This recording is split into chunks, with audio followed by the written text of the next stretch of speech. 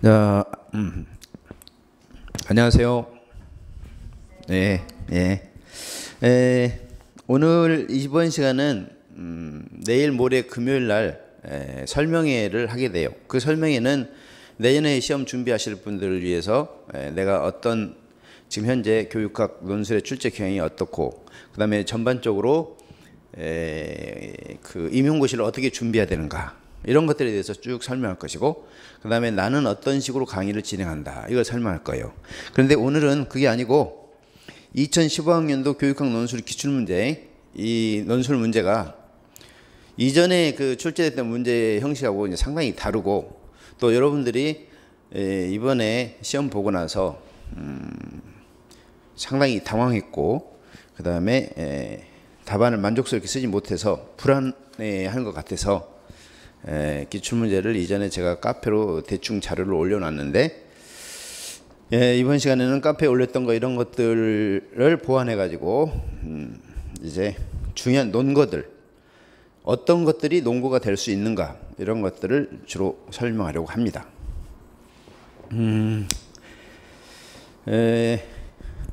이전에 제가 늘 이야기할 때마다 이 교육학 논술 시험이 학교 현장의 문제들, 학생들과 관련된 문제라든지, 또 교사와 관련된 문제라든지, 학생, 교사,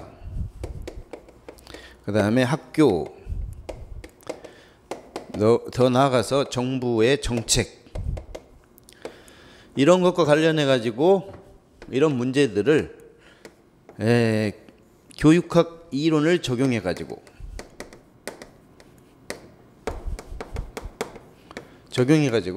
원인을 분석하고, 그 다음에 대안을 제시하는 그런 문제가 교육학 논술이다 그랬어. 그러니까 이 이론에 근거해 가지고 주로 원인 분석과 대안 제시, 이런 형태의 문제란 말이죠. 그래서 이 원인 분석하고 대안 제시를 하면 이 이론, 만약 이것이 A 이론이라고 하면 A 이론의 근거에서 분석해야 되기 때문에 이론을 정확하게 설명하고 남한테 설명할 수 있는 수준, 그리고 내면화하고 이 이론을 자유자재로 자기가 활용할 수가 있어야 된다, 그랬단 말이죠. 근데 이번에는 이 이론의 근거에서 원인을 분석하고 대안을 제시하는 것뿐만 아니라 설명, 이론 그 자체를 설명하게 하는 그런 형태의 문제에다가 여기에 있는 대안 제시, 이런 내용들이 나왔어요. 물론 설명이라 하더라도 여기에 있는 어차피 이론의 근거에서 원인을 분석하고 이론의 근거에서 대안을 제시하려면은 이론을 설명하고, 이론을 남한테 설명하니까 충분히 쓸 수는 있겠지만 이렇다, 이런 뜻이요. 전반적으로 이번에 문제에 이 문제를 메타평가 무슨 말인지 알죠? 초평가라고 하는데, 이 문제 전체에 대한, 교육학 논술 전체에 대한 평가를 한다면 이쪽에 있는데, 첫 번째 출제 범위의 일탈. 출제 범위가 논점 4개 중에서 하나 정도가 이전에 교육부에서 제시한 기준에서 약간 벗어났다, 이런 뜻이요. 그 다음에 두 번째, 문항의 난이도 조절 문제가 난이도가 너무 높아요. 높다는 것은 그렇게 학생들이 거의 다루지 않은 그런 형태의 문제를 냈어. 오로지 노량진 그 강사님들이 다루지 않는 문제를 내기 위해서 출제하다 보니까 상당히 난이도가 높은 형태의 문제가 되고 말았다, 이런 뜻이요. 세 번째는 논점 해석의 애매함. 논점을 다양하게 해석할 수 있게 됐어요. 그래서 다양하게 해석하면 물론 답도 다양하게 나올 수밖에 없는 거죠. 그다음에 네 번째는 자유 반응형 문제. 논술형에는 자유 반응형이 있고 제한 반응형이 있어. 그러면 제한 반응이라는 것은 어느 정도 답이 정해져 있다, 예상된다, 이런 뜻이거든. 근데 이번에는 답이 예상할 수 없을 만큼 다양하게 나올 수가 있다, 이런 뜻이죠. 그래서 자유 반응형 문제로 채점 기준인 논거의 객관성 부족을 지적할 수가 있다. 따라서 개방적 논거들이 인정될 것이므로 이번에 시험 본 예비 교사들은 자신의 답안에 대해서 지나치게 비관적인 평가를 하지 말고 2차에 집중하기를 바란다, 이거예요. 자, 그러면 이제 구체적으로 무엇이 문제인가, 각각의 본론의 논점들을 살펴보고 그 논점들에 대한 논거들이 어떤 것까지 가능한가 이런 것에 대해서 한번 생각해 보도록 하겠습니다. 자, 먼저 문제를 한번 보면 다음은 A중학교 학교 교육 계획서 작성을 위한 워크숍에서 교사들의 분임 토의 결과의 일부를 교감이 발표한 내용이다. A중학교가 내년에 중점을 두고자 하는 교육 목적을 자유교육의 관점에서 논하고 그랬어. 첫 번째 자유교육의 관점에서 논하고. 자, 여기에서 어떻습니까? 형철 선생님. 이 자유교육을 봤을 때 어떤 느낌이 들었어요? 어떤 느낌이 들었어? 멍 때렸어. 이 자유교육은 피터스가 아니고 피터스와 관련돼. 물론 피터스와 관련되는데 어디서부터 나오냐면 서양 교육사에서 고대 그리스 교육이 자유교육이었기 때문에 자유민을 위한 교육이었기 때문에 여기서 이미 나왔어. 근데 이제 갑자기 이렇게 나오니까 당황하지 않았을까 이런 생각이 들어. 두 번째, 교육 과정 설계 방식의 특징. 세 번째, 학습 동기 향상을 위한 학습 과제 제시 방식. 네 번째, 학습 조직의 구축 원리를 각각 세 가지씩 설명하시오 그랬어. 제시문에 한번 보면 이번 워크숍은 우리 학교의 교육에서 드러난 몇 가지 문제점을 확인하고 개선 방안을 제시하는 방식으로 진행되었습니다. 주요 내용을 말씀드리면 다음과 같습니다. 먼저 교육 목적에 관한 문제점과 개선 방안입니다. 우리 학교는 학생들의 합리적 정신을 개발하기 위해 지식교육을 추구해 왔습니다. 그런데 지난해 도입된 국어, 수학, 영어 교과에 대한 특별보상제 시행으로 이들 교과의 성적은 전반적으로 상승하였지만 학교가 추구하고자 한 것과는 달리 반별 경쟁에서 이기거나 포상을 받기 위한 것으로서 학교 목적이 교육 목적이 왜곡되는 경향이 있었습니다. 이러한 교육 목적의 왜곡으로 인해서 교사는 주로 문제풀이식 수업이나 주입식 수업을 하게 되었고 학생들은 여러 교과에 스며 있는 다양한 사고 방식을 내면화하지 못하는 결과가 초래되었습니다. 이러한 문제점을 보완하기 위해서 내년에는 교육 개념에 충실한 지식교육, 즉 자유교육의 이상을 실현하는 데 중점을 두고자 합니다. 그래서 여기에서 자유교육에 대한 힌트가 한 2개 정도가 명확히 나와 있어. 하나는 셋째 줄에, 제시문 속의 셋째 줄에 나와 있는 학생들의 합리적 정신을 개발하기 위한 지식교육. 이게 하나 있어요. 논거가 하나 나와 있어요. 그 다음에 두 번째는 교육의 목적이 왜곡됐다 그랬는데 이것을 거꾸로 이야기하면 결과 중심으로 왜곡됐기 때문에 반대를 생각한다면 교육의 내재적인 목적이라는 것을 찾을 수가 있어요. 교육의 내재적인 목적이라는 것을 찾을 수가 있다고. 그 다음에 세 번째는 한 8대 줄쯤에 이런 문제를 보완하기 위해서 내년에는 자유교육의 이상을 실현한다 그랬는데 자유교육의 이상 그 앞에 뭐라고 설명이 나오냐면 교육 개념에 충실한 지식교육 이렇게 나와 있잖아. 그 힌트가 거의 주어졌다고. 자유교육의 목적. 왜 이러나 말이지? 그러면 자유교육에 반대되는 것이 직업교육 이거잖아요. 직업교육. 그러면 아까 전에 이야기한 것처럼 자유교육은 자유민을 위한 교육이 있잖아요. 자유민. 자유민이라는 것은 뭐냐면 자기 스스로 의사결정 능력이나 판단 능력을 갖추고 판단 능력 갖추기 위해서 이성 능력이 필요하겠지. 그리고 판단 능력 갖추기 위해서는 지적인 능력이 필요할 테고. 그래서 이성 능력이나 지적인 능력 등을 통해서 자기 스스로 자유롭게 자기가 하고 싶은 자신의 어떤 삶을 살 것인가를 포함해가지고 정치적인 의사결정이라든가 도덕적인 의사결정이라든지 또는 예술적인 의사결정이라든지 모든 의사결정을 할 수 있는 그런 인간을 기르기 위한 교육을 말한다 이거예요. 그러면 자유교육에 반대되는 것이 직업교육이기도 하지만 한편으로는 어떤 교육이냐면 존 두이 등이 주장하는 생활중심 교육이다 이렇게 볼 수가 있어요. 생활중심 교육. 그러면 이제 생활중심 교육 또는 경험중심 교육 이런 것이란 말이지. 학교 생활. 학교에서 어떤 교육을 받느냐 하면 사회생활을 하는데 유용한 경험을 중심으로 한다 이거예요. 그럼 사회생활은 유용하게 잘 할 수 있겠지만 미국이라는 사회가 민주주의 사회니까 민주주의 사회에 잘 적응하는 인간을 길러낼 수 있겠지만 이 이성 능력이나 지적 능력 함양하는 데 있어서 이것은 충분하지 못하다 이것이죠. 그래서 여기에 있는 이성 능력이나 지적인 능력을 향상시키기 위해서는 교육이란 무엇인가 라는 교육의 개념 이것에 충실해야 된다 이것이고 이것은 전통적으로 내려오는 문화유산을 통해서 이것을 길러야 된다 이것인데 문화유산을 체계적으로 정리한 것이 교과가 되는 거예요. 교과, 국어, 뭐 수학, 사회, 과학 이런 것들이. 그러니까 이 자유교육은 교과의 목적, 교과의 그 본질, 교과의 본질이나 목적에 충실한 교육을 해야 된다 이거예요. 자, 그런데 현재 한번 우리 교육이 어떻게 되고 있는가? 여기서 비판한 것처럼 우리 교육이 이런 교과의 목적에 충실한 교육을 하고 있느냐 이거예요. 예를 들어서 음악이다. 그럼 음악을 통해서 정서를 함양해야 되는데 정서 함양을 위한 교육이 이루어지지 않고 있다 이거지. 체육도 마찬가지. 체육이면 신체를 단련시켜 가지고 지덕체가 골고루 잘 갖춰져 있는 균형 있는 인간을 기르는 것이 목적이잖아요. 근데 그게 아니라 체육 시간에 뭐 수능에 가까우면 수능 그냥 공부를 하게 되고 또는 체육에 나와 있는 교과서에 나와 있는 지식을 확인하는 그런 방식으로 이루어지고 있다 이거예요. 그러니까 무슨 얘기냐면 자유교육의 본래 취지와는 다르게 결과 중심, 어떤 결과냐면 지식 습득을 통해서 결국은 좋은 성적을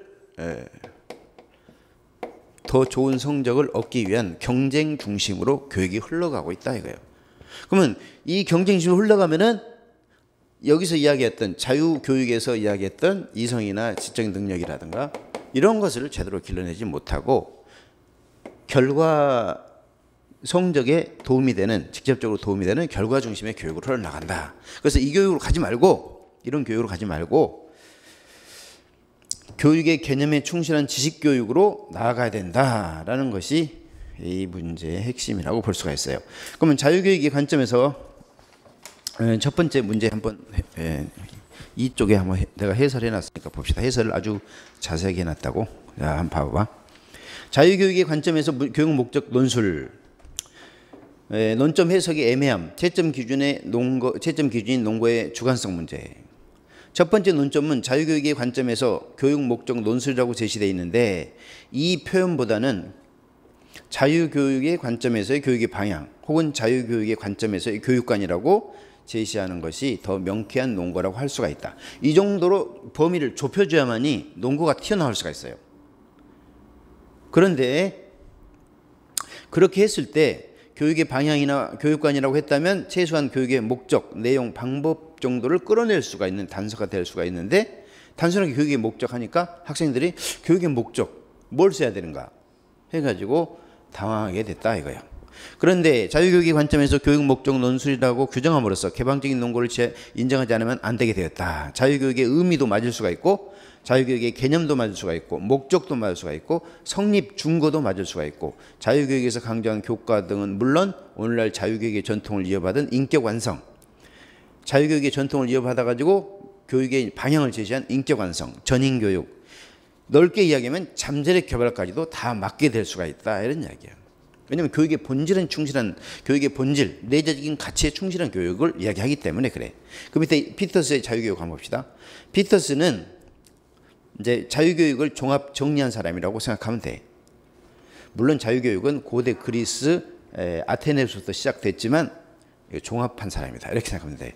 자유교육은 특수한 기술이나 기교의 연마가 아니라 인간으로서 기본적인 소양을 육성하여 인간의 정신적인 가치를 고양시키는 교육을 말한다. 자유교육은 고대와 중세에는 이성 개발을 위한 자유교과, 르네상스 이후 인문주의를 거쳐 인문주의 교육으로 발전했다. 오늘날 자유교육은 교육이 추구해야 될 이상 또는 원리로 이해될 필요가 있으며 자유교육의 개념을 지식의 형식으로의 입문, 합리적 마음의 개발로 규정하는데 이에 대한 학자는 피터스나 허스트가 해당된다. 그래서 오늘날의 자유교육 이 말은 거기 나와 있는 것처럼 교육이 추구해야 될 이상이나 원리 이것을 말한다 이거예요. 피터스의 교육의 개념은 그의 유명한 책 윤리학과 교육이 잘 드러나 있는데 피터스는 교육을 다양한 방식으로 규정하고 있다. 가치 있는 활동의 입문, 공적 전통의 입문, 문화유산의 입문, 교육의 개념 속에 붙박혀 있는 세 가지 준거. 세 가지 준거는 규범, 인지, 과정 세 가지 이걸 말하죠. 세 가지 준거를 모두 충족시키는 방향으로 가치 있는 활동 또는 사고와 행동의 양식으로 사람들을 입문시키는 성년식, 모종의 가치 있는 것이 도덕적으로 온당한 방식으로 의도적으로 전달되고 있거나 전달된 상태 등을 말한다. 그 중에 대표적인 정의는 이제 이것이다 이런 이야기예요. 물론 신차균 교수님의 교육 사철학에 자세히 나와 있어. 물론 교육학 개론책에도 나와 있죠. 물론 내 책에도 나와 있고. 따라서 이 자유교육에 대한 이 목적이라고 했기 때문에 이것이 단순하게 목적이 지적인 능력을 중시해야 된다. 또는 자유민을 교육의 목적으로 삼아야 된다. 뭐 이성 능력을 함양해야 된다. 이런 게 다 맞을 수가 있다 이런 뜻이죠. 야, 그래서 거기에 있는 맞을 수 있는 논거들을 한번 내가 써봤어요. 첫 번째, 규범적인 중고로서 교육 개념 속에 부박힌 내재적인 가치를 추구해야 된다. 교육의 목적을 교육의 개념 속에 부박힌 내재적인 가치 추구. 이렇게 첫 번째 논거를 하나 쓸 수가 있다 이거예요. 두 번째, 지식과 이해. 지식과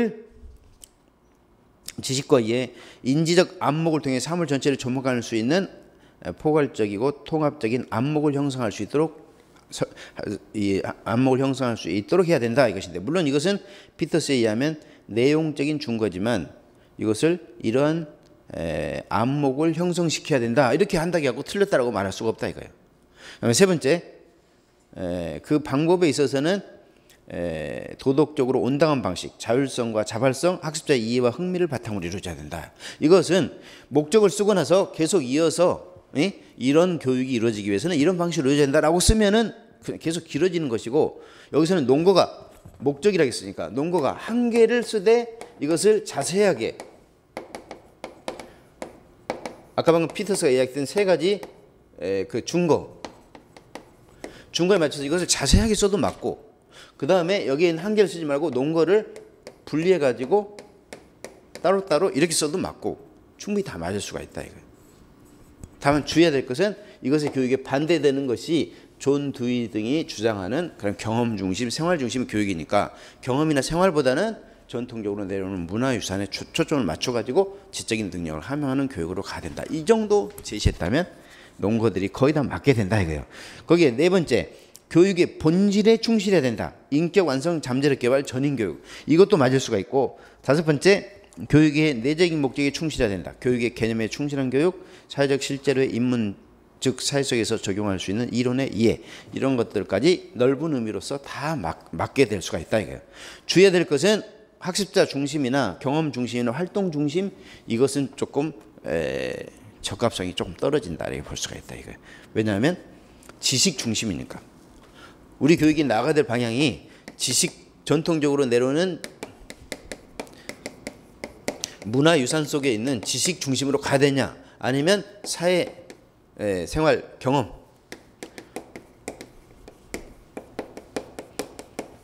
사회생활에 유용한 경험 중심으로 가야 되냐, 이것이 계속적으로 논쟁거리가 되는 거예요. 이 경험은 이쪽의 교육의 겨냥은 적응을 하는데 중점을 둔다고 볼 수가 있어요. 적응. 근데 말해서 이 지적인 문화유산은 적응이라기보다는 이것을 배워가지고 미래지향적이죠. 미래.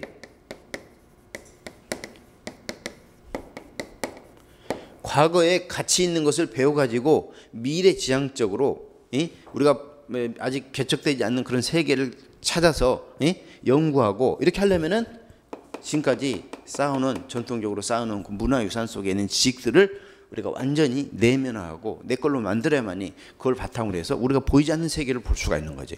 근데 여기는 그렇지 않고 주로 사회생활, 현재의 사회생활하는데 유용한 경험들을 중심으로 배우게 된다 이게요. 근데 피터스는 이 중에서 둘 중에 하나 어디를 찾으러 간다면 이것이 아니라 이거에 해당된다 이런 이야기라고 해요. 그래서 논거 중에서 학습자 중심이라든가 경험이라든가 활동 중심으로 막 그 논거를 펼쳐 나갔다면 이것은 조금 위험하지만 나머지 지식 중심 이쪽으로 나갔다면 거의 대부분 오케이다 이렇게 볼 수가 있어요. 두 번째, 교육과정 설계 방식의 특징 세 가지인데 다시 앞에 있는 문제로 넘어가서 봅시다. 자, 다음으로 교육과정을 이제 바꾸겠다는 이야기인데, 교육과정 설계 방식 및 수업 전략에 대한 문제점과 개선 방안입니다. 교육과정 설계 방식 측면에서 종전의 방식은 평가 계획보다 수업 계획 중심으로 설계되어 있어서 교사가 교과의 학습 목표에 비춰 학생들이 배우는 내용을 올바르게 이해하였는지를 확인하는 데 한계가 있었습니다. 그래서 종전의 방식은 평가 계획보다 수업 계획 중심으로 설계되어 있다 그랬어요. 그 다음에 교사는 계획된 진도를 나가기 급급한 나머지 학생들의 학습 결손을 예방하지 못하였습니다. 내년에는 학생들의 학습 목표 달성 정도를 확인하는 데 유용한 교육과정 설계를 하고자 합니다. 그랬어요. 자, 여기까지의 이제 하나의 논점이 있어요. 그 다음에 두 번째, 그 밑에 수업 전략 측면에서도 볼 때 수업에 흥미를 잃어가는 학생들이 있음에도 불구하고 교사는 학생들의 학습 동기를 높일 수 있는 전략을 적극적으로 사용하는 데 소홀히 했습니다. 수업 상황에서 학생들이 배워야 될 학습 과제 그 자체는 학생들에게 흥미로울 수도 있고 그렇지 않을 수도 있습니다. 교사가 수업에 흥미를 잃는 학생들에게 학습 과제를 어떻게 제시하느냐에 따라, 이게 중요한 포인트죠. 학습 과제를 어떻게 제시하느냐에 따라 학습 동기를 높일 수도 있고 그렇지 않을 수도 있다. 내년에는 이들의 학습 동기를 향상시키는 학습 과제 제시 방안을 마련하는데 관심을 기울여야 된다. 그랬어요. 자, 그래서 두 번째 논점을 보면은 교육과정을 설계를 한다 이런 이야기인데, 교육과정 설계 중에서 어디에 중점을 둬야 되냐 해가지고 학생들의 학습 목표 달성 정도 확인 그랬잖아요.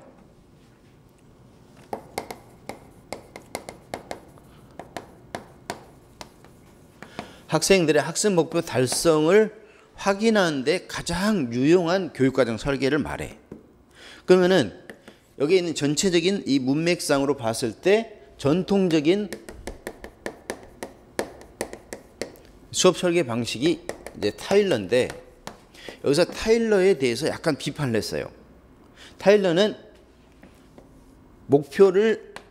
목적이나 목표 달성을 위한 그 프로세스를 제시한 사람이잖아요. 그래서 목적, 그 다음에 내용 선정, 내용 조직, 그리고 지도, 평가 이렇게 이루어지잖아.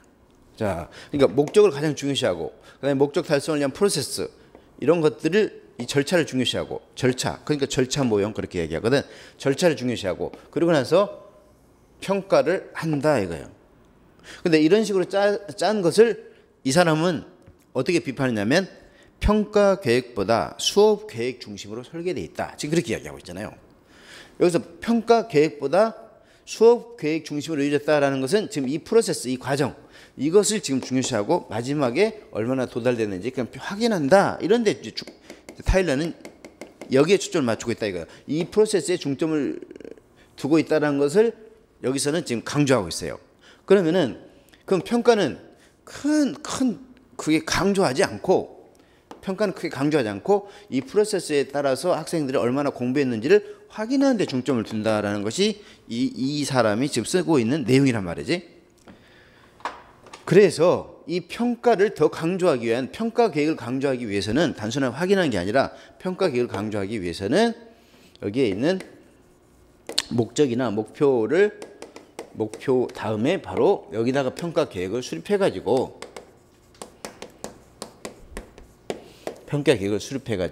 목적과 평가 목표는 또 일치하기 때문에 여기서 이 목적 달성을 위해서 어떤 것을 평가할 것인지 평가 기준, 평가 수준이라든지 기준을 명쾌하게 정하고, 그 다음에 이 기준을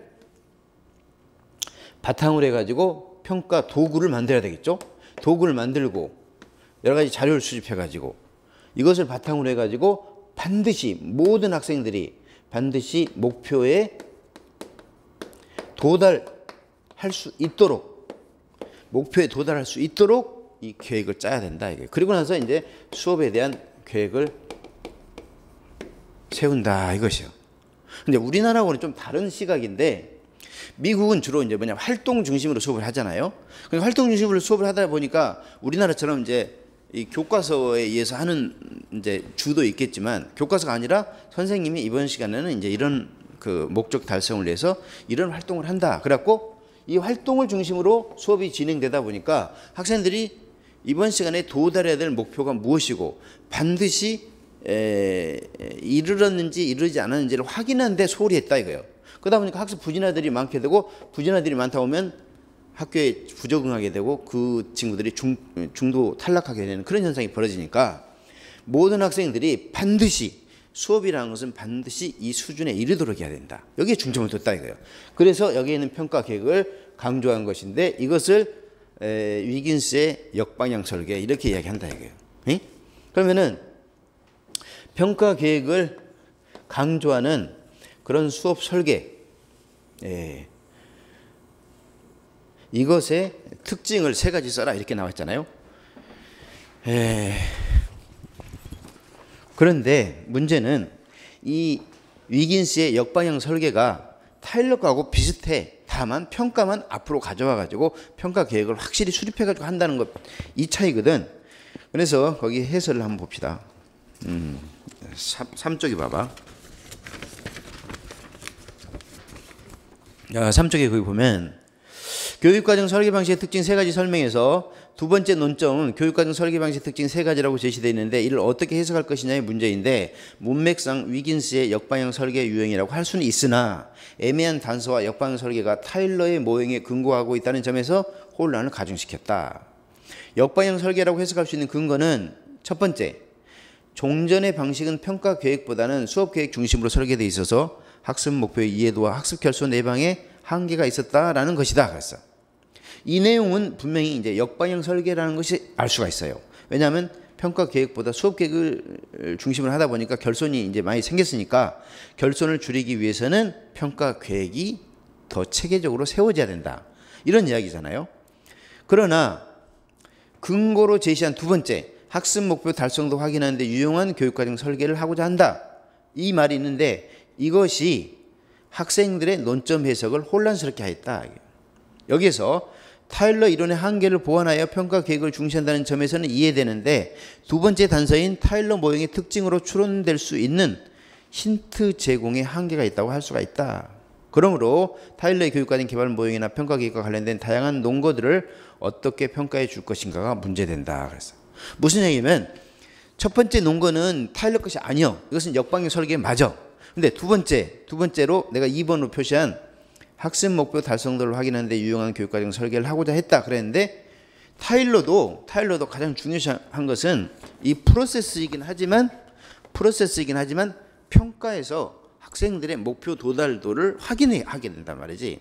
그렇잖아요. 우리 그 교육과정 평가 모형에서 목표 도달 모형이라는 거 배웠잖아. 그러니까 목표 도달 모형을 중요시하기 때문에 그리고 이 위긴스가 타일러나 브루너의 이론을 근거로 해서 이걸 만든 거거든. 그러니까 위긴스가 역방향 설계를 만들 때 이 프로세스를 보라고. 프로세스. 목적, 수업 계획인데 중간에 평가 계획을 이 끝에 있는 것을 앞으로 가져온 것에 불과하잖아요. 그래서 타일러 거는 별 차이가 없다 이거예요. 그래서 학생들한테 답안을 쓰는 학생들한테 상당히 혼동스럽게 혼란을 가중시키는 논거를 뒤에다 설명을 했다 이거예요. 그래서 학생들이 전부 역방향 설계로 쓰기는 상당히 어려운, 단서가 너무 부족하니까, 그리고 단서가 헷갈리게 해버렸기 때문에. 그래서 여기에 있는 이제 논거들은 어떤 것을 인정해 줘야 되는가? 전반적으로 그 평가에 대한 내용이 충분히 들어있다면 그런 것들을 전부 논거로 인정되지 않겠는가? 이런 결론을 내리게 되는 거죠. 자, 2번에 한번 보세요. 워크숍의 내용을 바탕으로 분석해보면 우리나라 교육과정이 전통적 관점에서 수업 목표 달성을 위한 교육과정 설계, 즉 타일러 모형에 근거한 교육과정 설계로 여러 가지 문제점이 드러났으므로 내년에는 학생들의 학습 목표 달성 정도를 확인하는 데 유용한 설계를 하겠다고 한다. 이를 해석하면 타일러 이론의 한계를 보완하기 위해 등장한 그 밑에 위긴스의 백워드 교육과정 설계 모형은 첫째, 교사들로 하여금 성취 수준이나 기준을 잘 가르치도록 안내하여 성취 기준을 잘 가르치도록. 우리 성취 목표 이론에서 우리 배웠었지. 성취 목표. 최근에 우리나라에서 성취 목표 이론에 입각해서 성취 기준에 따른 수준 5단계 또는 3단계 이걸 정해가지고 효과적으로 이제 객관적인 평가를 한다고 그랬었잖아요. 그래서 이것과 관련된 역방향 설계가 시험 문제에 나오지 않았는가 그런 생각이 들어. 그럼 무슨 얘기냐면 그 밑에 교사들 하여금 성취 수준을 잘 가르치도록 안내하면서 평가 활동에 많은 역점을 두고 있는 모형이다. 둘째, 단원 수준에서 큰 개념이나 아이디어를 아주 구체적인 내용과 기능들로 세분화시켜서 수업 목표로 활용케 하는 목적적 과제 분석 방법에 기초하고 있다는 점에서 타일러의 행동 목표 모형과 브루너의 학문 중심 교육 과정에 그 뿌리를 두고 있다. 셋째, 전통적인 모형들이 목표 확인 다음에 학습 경험이나 내용의 선정 조직을 연결하는 데 반해서 이 역방향 설계에서는 목표 확인과 동시에 평가를 고려하는 평가 우위 모형이다. 교사는 다양하고 구체적인 평가 기준표를 개발하여 학습자들에게 제시돼야 될 평가 전문가야 된다. 이는 교육 성취 수준을 출발점 행동으로 삼음으로써 성취 기준이 도달됐을 때 어떠한 평가를 시행해야 하는지 수업 계획부터 먼저 실시하는 평가 우위 모형이다. 그랬어. 따라서 이 교육과정 설계 방식의 특징 3가지 그랬는데 이 특징은 지금 내가 여기 써놓은 것들이 거의 대부분 다 논거로 채택될 가능성이 있다. 첫 번째, 교육과정 설계하는 초기 단계에서 교육 목적의 달성 여부를 평가하는 계획을 세운다. 평가 계획을 먼저 세운다. 이런 것 들어갈 수가 있고, 두 번째, 모든 교과에 대한 성취 수준을 작성하고 이를 구체화한 벤치마크도 개발한다. 그래서 모든 교과의 성취 기준을 작성하고 성취 기준을 정하고 그 다음에 그 체크리스트 체크를 하는 그런 것들도 개발해야 된다 이것이고, 객관적인 평가를 위해서. 세 번째, 여러 가지 평가 자료 수집을 위한 방법을 고안하고 다양한 평가 척도와 도구를 만든다.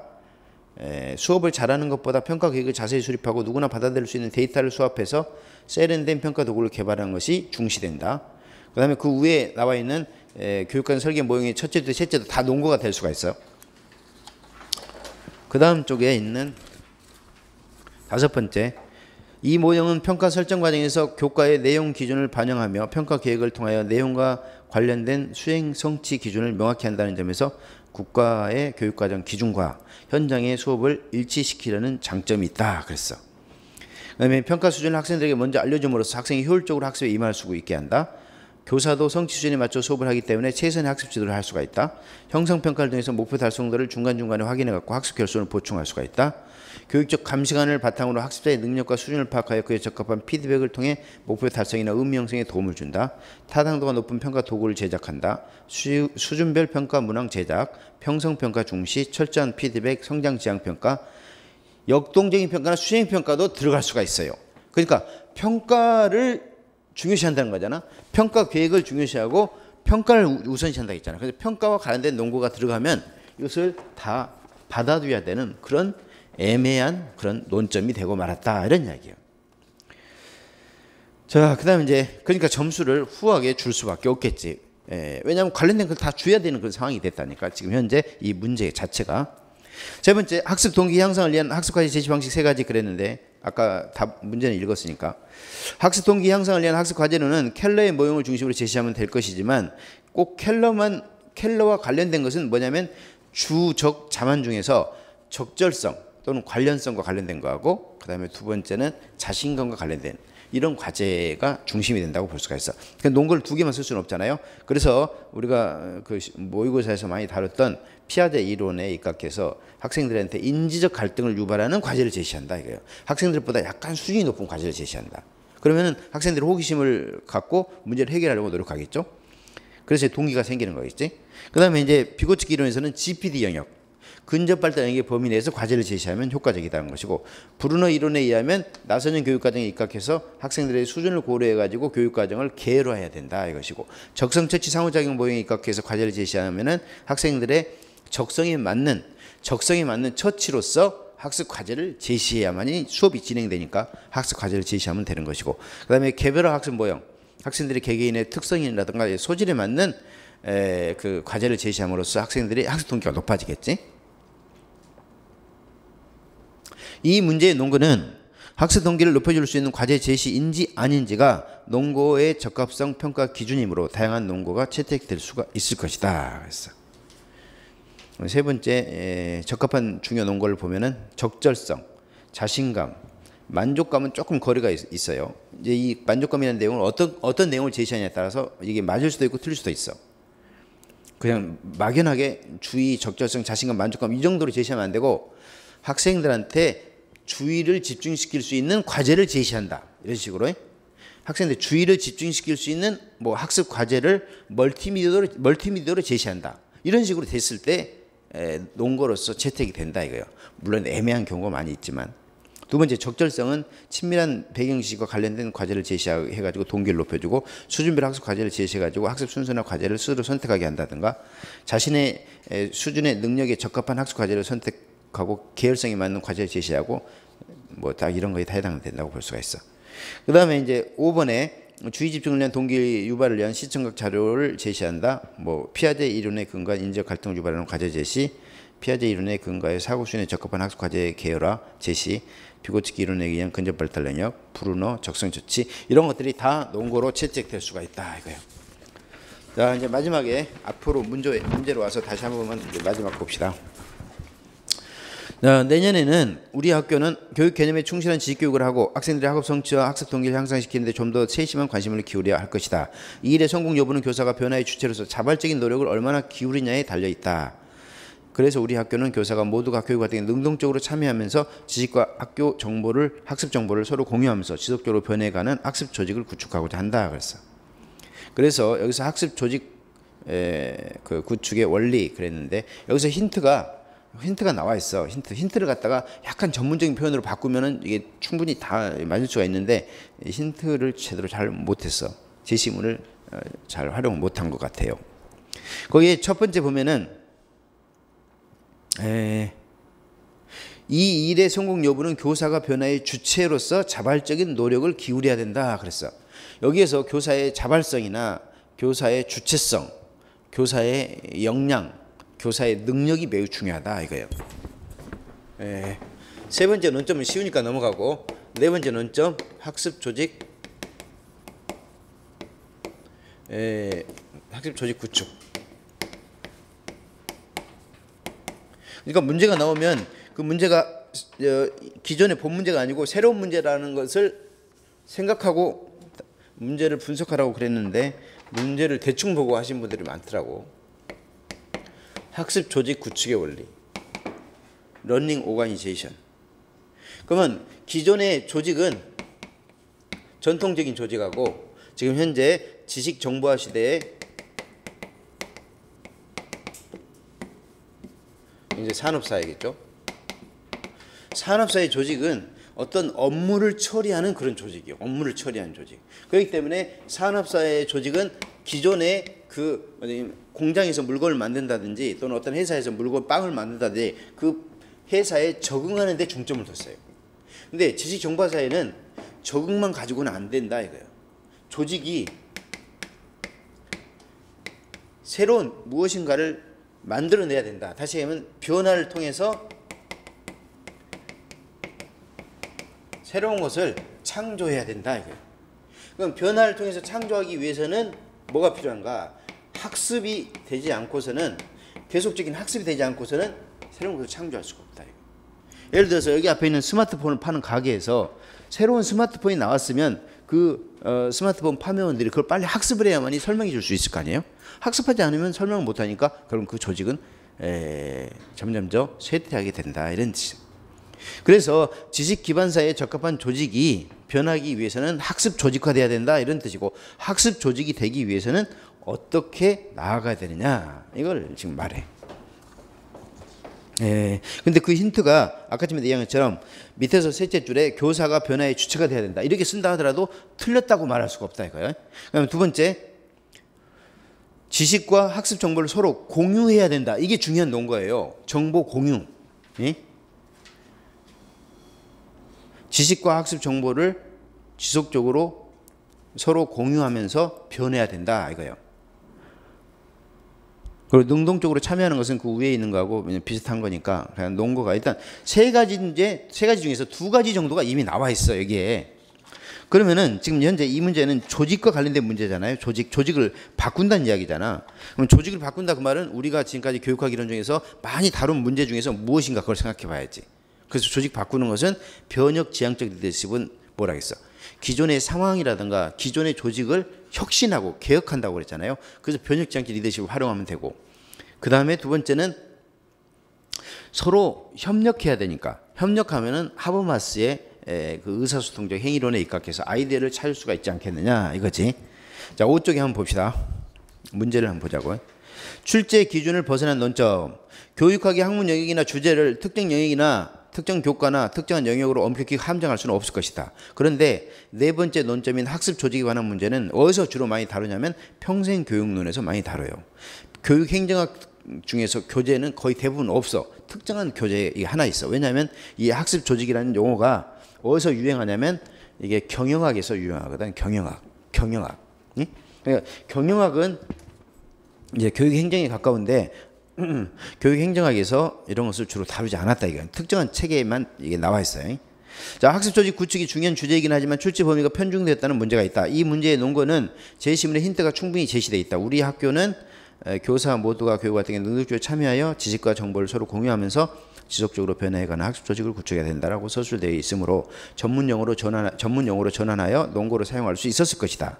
또 센지의 학습 조직 구축 원리에서 제시된 원리는 경영학에 적합한 표현이므로 학교 조직에 적합한 용어로 전환해야 되고 전환하는 과정에서 다양한 논거들이 교육행정학 이론들이 논거들을 교육행정 이론에서 찾을 수가 있다 이런 뜻이에요. 예컨대 학습 조직 혁신을 위한 것이므로 변혁 지향적 리더십의 논거를 활용하고 정보 공유 등의 과정이 중요한 논거이므로 하버마스의 의사소통 행위론을 논거로 삼아가지고 문제의 논거를 구성한다면 좋은 답안이 가능했을 것이다. 이 논점에서 논거의 적합성 여부는 학습 조직 구축에 적합하냐 안 하냐, 그 조직이 살아있는 계속적으로 학습하는 조직을 만들어가는데 필요한 것이냐 아니냐, 이것에 의해서 논거를 결정해야 된다 이런 뜻이죠. 자, 이번에 학습 조직 구축 원리 한번 봅시다. 이번에 셋째 줄에 보면은 위로부터 아래로 내리 누르는 획일적인 교육보다는 개인의 필요와 욕구에 따라 배워야 할 것을 배우는 학습에 강조점을 두고 있다. 따라서 일방적으로 당기지만 말고 밀어주며 스스로 실천하도록 깨우치고 공감과 소통으로 시너지를 만들어내는 수평적 리더십이 필요한 때이다. 센지는 학습 조직은 조직원들이 원하는 성과를 내도록 지속해서 역량을 확대하고 새롭고 포용할 수 있는 사고방식을 조작하는 것이다. 학교 조직이 되려면 집단적인 열의가 자율적으로 결정되고 구성원 간의 학습 방법을 공유하면서 계속 배우려는 노력이 뒤따라야 된다. 그랬고 와트킨스는 공유된 가치나 원칙을 위해 협력해서 진행하는 변화 과정에 대하여 모든 조직 구성원이 참여하는 조직이 학습 조직이라고 설명하고 있다. 따라서 학습 조직을 효과적으로 구축하기 위해서는, 이것이 이제 구축 과정 하기 위해서 원리라고 볼 수가 있어. 구축하기 위해서는 첫 번째 문화, 믿음, 문화가 서로 구성원 간에 서로 믿어야 된다 이거예요. 그리고 개방적이어야 된다고, 실험 정신을 가져야 된다. 그다음에 리더십, 비전과 친화력을 가지고 있어야 된다. 조직 구성, 전문성과 연계성, 유연성을 가져야 된다. 보상체계, 성과 보수 및 승진, 기술 공학적인 측면에서 지식의 보호, 그 다음에 무슨 저작권이라든가 이런 지식의 보호, 저장, 공유, 전달, 이런 것 등 구성 요소에 대한 탐구와 실행이 필요하다 그랬어. 이것도 원리에 해당될 수가 있어. 그 다음에 그 밑에 센지가 주장했던 원리는 5가지 원칙 그랬는데, 원칙은 물론 원리라고 이야기할 수가 있어. 첫 번째, 개인 숙련. 학습 조직이 되기 위해서는 개개인의 역량이 개개인 한 사람 한 사람의 역량이 중요하다 이런 뜻이고, 두 번째 정신 모델. 모든 사람들이 왜 학습 조직이 돼야 되는가라는 철학적인 기반이 있어야 된다 이거예요. 그다음에 세 번째, 비전 공유. 비전 공유는 지속적인 학습 활동을 전개할 수 있는 에너지를 제공한다 그랬어. 비전 공유, 비전 공유. 조직이 추구해야 될 방향을 공유해야 된다. 이거. 그럼 학교에서 조직이 추구하는 방향이라는 것은 학생들의 전인 교육이 되겠죠. 그럼 학생들의 전인 교육 또는 잠재력 개발을 위해서 우리가 어떻게 해야 되는가, 이런 것을 서로 정보를 공유하고 개개인 한 사람 한 사람, 선생님 한 사람 한 사람이 그 자신의 역량을 높이고, 그 다음에 이 가치를 함께 공유하고 시스템적인 사고에 입각해가지고 모든 사람들이 한 방향으로 시스템에 의해서 잘 돌아갈 수 있도록 서로 도움을 주고받아야 된다 이런 뜻이죠. 그래서 네 번째, 팀학습. 팀학습 위해서는 대화 토론이 이제 필수라고 볼 수가 있겠죠. 예를 들어서 그 영어과 선생님들이다. 그럼 영어과 선생님이 3명 있으면 그들이 서로 정보를 공유하고 팀을 이루어 가지고 어떤 효과적인 학습 방법을 익혀야 된다 이거예요. 그다음에 다섯 번째, 시스템 사고. 그러니까 현상을 이해하고 이를 바탕으로 문제를 해결하는 수단으로서 이것은 복잡한 변인 사이에 대해 상호 의존 관계를 이해하고 역동적인 변화 과정을 이해하는 데 초점을 둔다 그랬어요. 자, 그래서 이것과 관련해 가지고는 이것과 관련된 그 농고로서 적합한 농고들은 거기에 보다시피 첫 번째 개인의 역량을 높인다, 비전을 공유한다, 팀학습, 그 다음에 조직문화 혁신, 구성원 간의 배려, 정보 공유, 동료 장악. 동료 장악만 그대로 달랑 쓰면 안 되고 동료 장악을 통해서 정보 공유 뭐 이런 식으로 동료 장악을 통해서 서로의 전문성 신장 이런 용어를 써주는 거죠. 자율성 존중, 공감과 소통, 정보나 가치의 공유, 상호 인격을 존중하는 수평적 리더십, 하버마스가 이야기한 상호 존중, 정보 공유, 대등한 토론, 칼 포프가 이야기한 자신의 오류를 인정하고 비판적인 합리성, 자신의 오류를 인정하고 언제든지 자신의 잘못된 것을 고쳐야 되겠다라는 그런 마음가짐. 그 다음에 이런 지금까지 이야기했던 이런 여러 가지 논거들이 다 채택될 가능성이 있다 이거예요. 그것이 아까 전에 이야기한 것처럼 이 학습 조직의 유용한 방법이다라고 생각하면 다 인정될 수가 있다 이거예요. 지금까지 설명한 것처럼 대부분 다 이 논점들이 개방적인 그 자유롭게 반응할 수 있는 그러한 문제를 냈어요.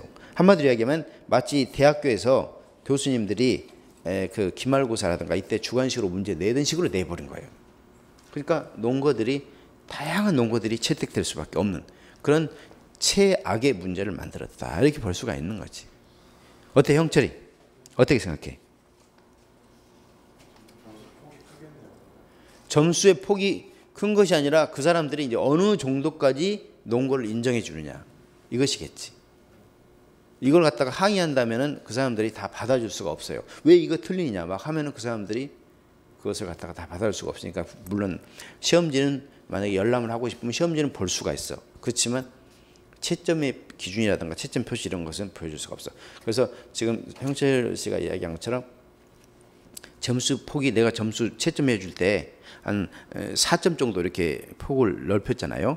그래서 논거들을 얼마나 인정해 줄 것인가. 딱 명확하게 이렇게 딱 답안을 제시할 수가 없다 이런 이야기야.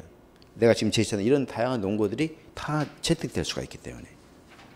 마지막에 2015 학년도 교육학 논술 문제와 같이 자유방임적인 논거를 요구하는 논점에도 불구하고 온 힘을 다해서 논술 답안 작성에 최선을 다해준 여러분 모두에게 진심으로 격려와 칭찬을 보냅니다. 이게 내가 하고 싶은 말이라고. 형철 씨 알겠죠? 자, 여기까지 해가지고 일단 기출문제 해설은 마치고 지난번에 제가 그 수업 지도안에 대해서 여러분한테 그 설명을 한다고 그랬는데 수업 지도안을 그 공통 과목이기 때문에 그것을 지금 내가 한 3일 동안 계속 대학 특강 다니는 바람에 시간이 없어서 못했거든요. 그래서 그걸 해가지고 카페에 올려놓도록 하겠어요. 일단 기출문제 특강은 여기서 마치고 설명회는 다음 금요일날 이틀 있다가 하겠습니다. 수고하셨습니다. 질문사항 있으면 해봐.